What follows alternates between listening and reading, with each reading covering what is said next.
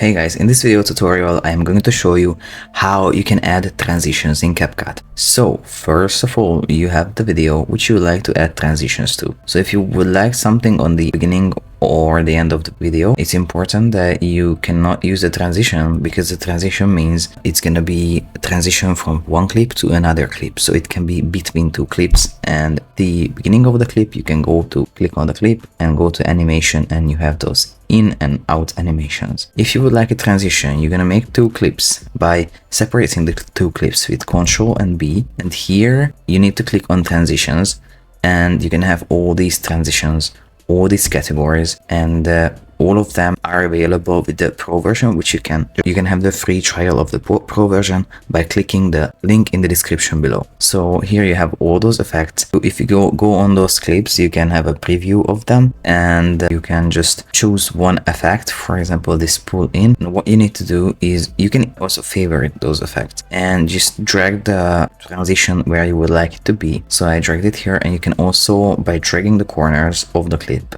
or the edges of the clip, you can also change the duration, or you can also change the duration right here under the transition settings. Or you have all these other transitions. For example, now I'm going to show you this camera glow transition, and TikTok just changed it for us.